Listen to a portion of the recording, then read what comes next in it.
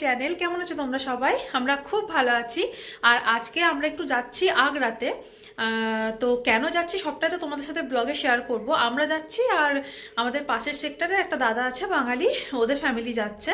তো বাবু আর ওর বাবার নিচে নেমে গেছে গাড়িতে। আর চলো আমরা একসাথেই যাব। আর কোথায় যাচ্ছি সেটা সবটাই তোমাদের সাথে ব্লগে আমি পরে শেয়ার করব। তো আশা করি তোমাদের ব্লগটা ভালো লাগবে। তো চলো যাওয়া যাক। আমরা বেরিয়ে পড়েছি বাড়ির থেকে। আর বাচ্চা দুটো এখন ঘুমিয়ে পড়েছিল, কারণ দুপুরের টাইমে বেরোচ্ছিলাম তো ওদের দুজনাকারই এই সময় ঘুমের টাইম, তাই ওরাও ঘুমিয়ে গেছিল। আর আমাদের খুব একটা বেশিও টাইম লাগেনি, ওই 1-1.5 ঘন্টাই লাগে টাউনশিপ থেকে। আর আমাদের টাউনশিপ থেকে না আগ্রার বাসের যোগাযোগটাও খুব ভালো। আগে যখন আমাদের গাড়ি ছিল না, বাইক ছিল, তো তখন আমরা বাসে করে অনেকবার আগ্রা এসেছি। বেশ ভালো কিন্তু বাসের যোগাযোগটা, রাস্তাটাও বেশ ভালো। আর এই যে আমরা আগ্রা পৌঁছেও গেছি। আর লালকেল্লার পাশ দিয়ে যাচ্ছি, কি ভালোই না লাগছিল। আর লালকেল্লা না আমি এর আগেও একবার এসেছিলাম, আমার বিয়ের আগে। মানে জামাইবাবুর সাথে, জামাইবাবু পানিপথে থাকতেন, তো জামাইবাবু ঘুরিয়েছিল তখন আগ্রা তাজমহল, তখন ঘুরে গেছিলাম। আর বিয়ের পরে তো এসেইছি।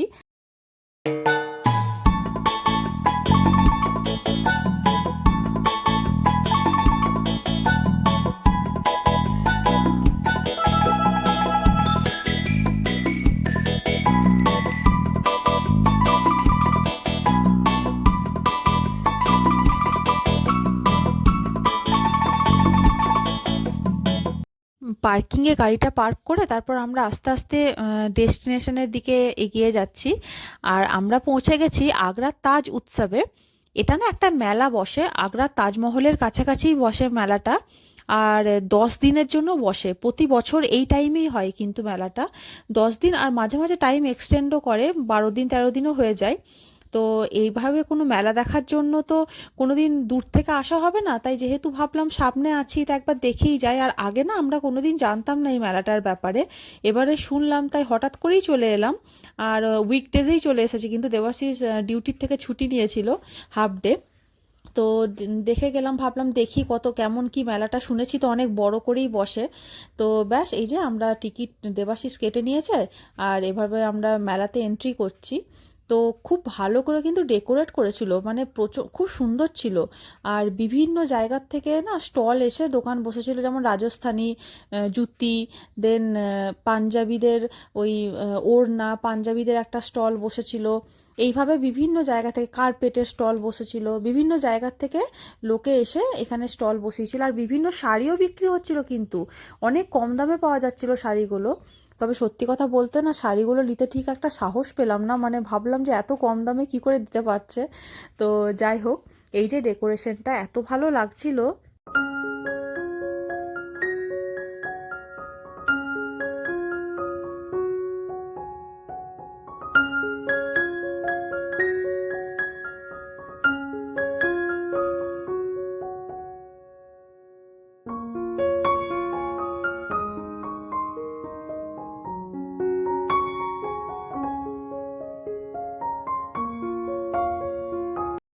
আর মেলা বসেছে অথচ কোনো কানেরের দোকান বসবে না, এটা তো হতেই পারে না।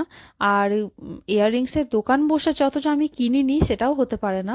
তো এই যে আমরা দেখছিলাম, চয়েস করছিলাম, খুব সুন্দর ছিল, কানেরের কালেকশনগুলোও ভালো ছিল আর দামগুলোও কিন্তু রিজনেবল ছিল। তো আমরা এখান থেকে দুজনেই কিনেছিলাম কানের। আর তারপরে যখন আরেকটু এগোনোর পরে এইভাবে এই বাচ্চাদের এই রাইডটা ছিল, তো ব্যাস ওই দুটোতে দেখেছে এইটিকে, তো বলেছে যে যে গাড়িতেই চাপবো। তো ওরা একটু গাড়িতে চেপে ঘুরে নিল।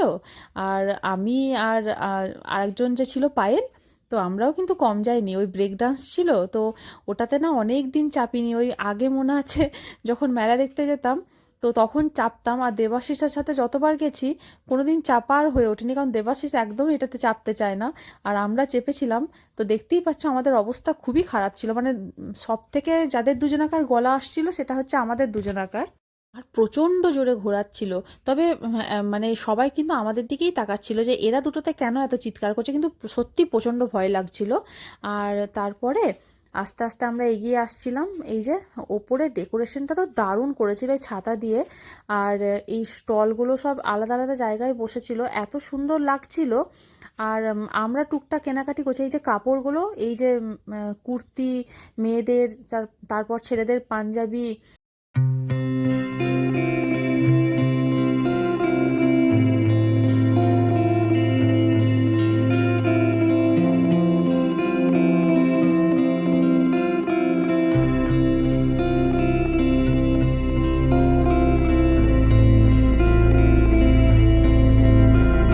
আর এই মেলাটা 10 দিন তো বসে, আর 10 দিনে না অনেক কিন্তু বড় বড় সিঙ্গাররাও আসে এখানে পারফর্ম করতে।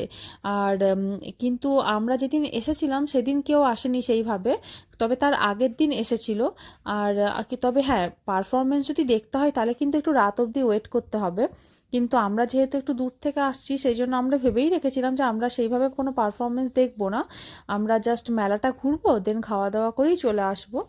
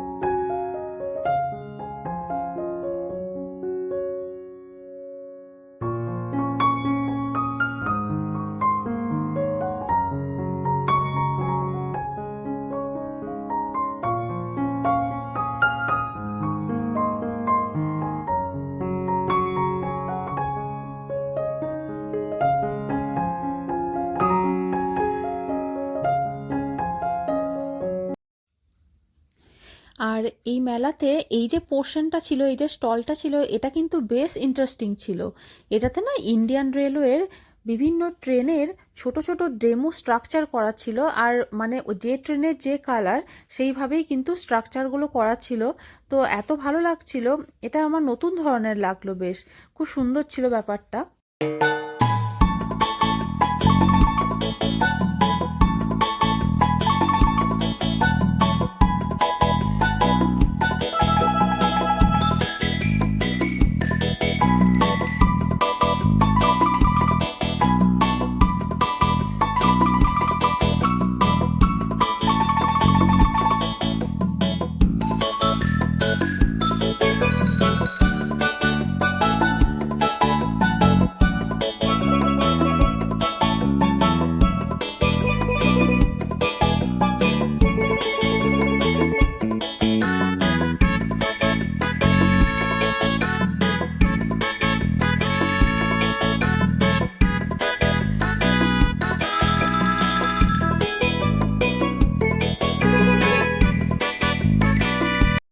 তো ব্যাস আমরাও তাড়াতাড়ি বেরিয়ে পড়েছিলাম মেলা দেখে।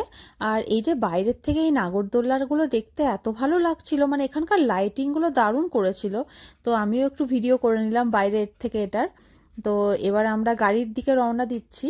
আর আমরা তো ভেবেছিলাম যে কোনো ধাবাতে খেয়ে চলে আসবো, কিন্তু দেখলাম হাতে অনেক টাইম ছিল। তাই এইভাবে তো আগ্রাতে কোনো দিন বারবিকিউ নেশনের জন্য শুধু খেতে আসা যাবে না। যখন এসেছি তাই সবাই মিলেই ডিসাইড করলাম যে বারবিকিউ নেশনে একবারে খাওয়া দাওয়া করে তারপরেই বাড়ি ফিরবো।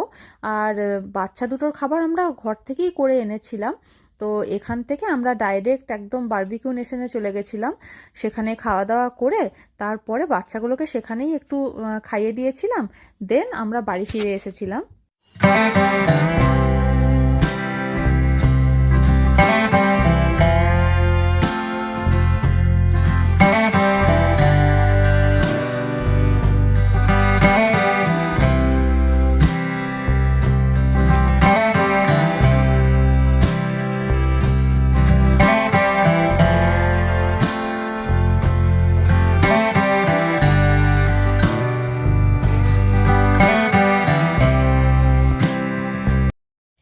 খাওয়া দাওয়া তো আমাদের একদম হয়ে গেছিলো, তারপরে এই যে এবার বাড়ি ফেরার পালা। আর বাড়ি ফিরতে না একটু লেটই হয়ে গেছিলো, প্রায় 11:45 বেজে গেছিলো। আসলে বাচ্চা নিয়ে তো তো ওই জন্য একটু লেট হয়েই যায়। তো আজকের সন্ধ্যাটা তো আমাদের খুবই ভালো কেটেছে। আর আমার ব্লগটা তোমাদের কেমন লাগলো অবশ্যই জানিও। যদি ভালো লাগে তাহলে প্লিজ আমার চ্যানেলটাকে একটা সাবস্ক্রাইব করে দিও, আর ভিডিওগুলোকে শেয়ার করো, লাইক করো আর কমেন্ট করো। আবার দেখা হচ্ছে নেক্সট ভিডিওতে। ততক্ষণের জন্য ভালো থেকো, সুস্থ থেকো, গুড নাইট, বাই।